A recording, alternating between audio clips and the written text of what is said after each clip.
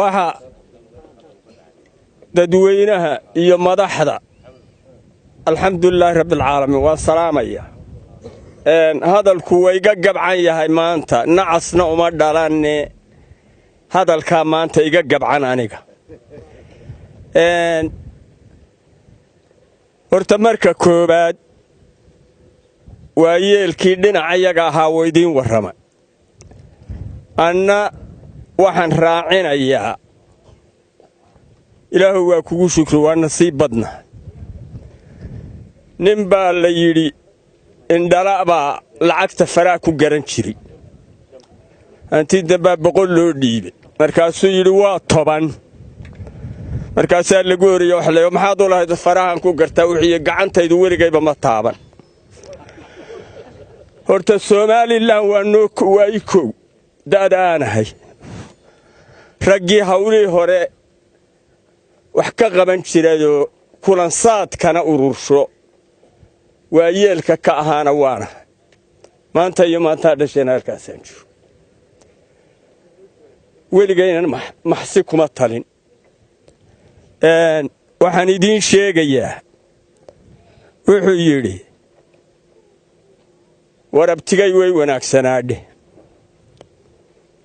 inaan aad u liita oo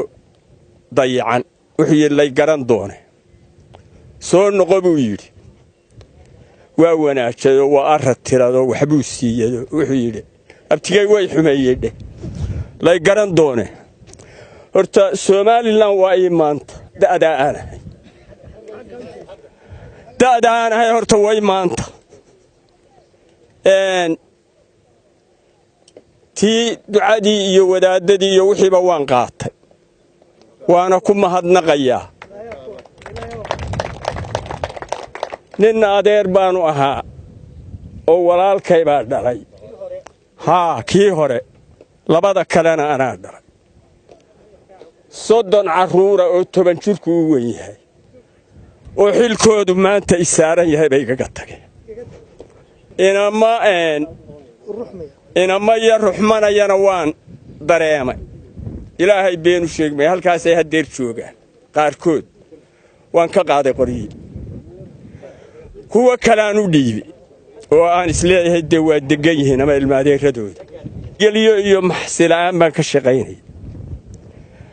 xaqa iyo geerida ma diidani ninkii diidaa dee isaga cirka roobku og